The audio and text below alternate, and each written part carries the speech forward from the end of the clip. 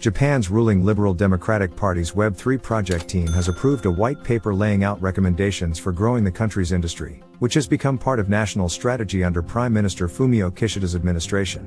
While other governments are looking to put regulation in place to protect consumers, Japan is forging ahead with a bid to create a friendlier environment for crypto after firms began leaving for other jurisdictions due to heavy tax burdens. The Web3 project team has been bypassing the usual bureaucratic processes to formulate regulatory proposals for everything from non-fungible tokens, NFT, to decentralized autonomous organizations, DAO. The cryptocurrency industry has been driven by early adopters, but it will shift to mass adoption from now on, said Secretary General of the party's Web3 project team Akihisa Shiozaki in an interview with CoinDesk Japan. Shiozaki pointed out that major players in Japan have started to enter the market.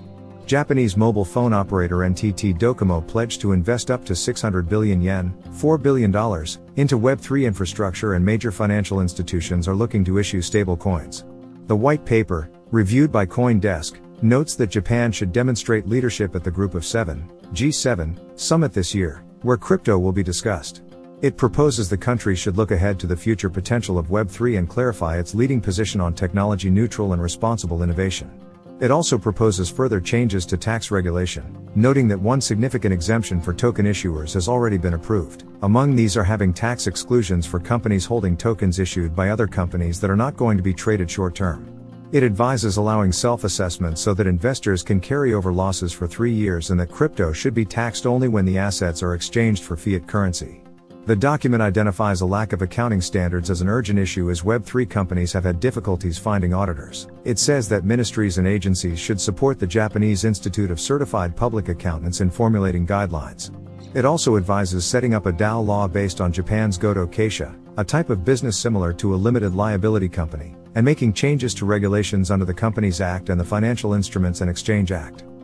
The white paper notes that the screening process for tokens already in circulation is shortening, but reviewing new tokens issued by foreign entities remains slow. It advises making procedures more transparent so that issuers can present information necessary for review. Japan passed a framework for regulating stablecoins last year. The new white paper stresses the importance of readying the environment for stablecoin registration and establishing a self-regulatory organization.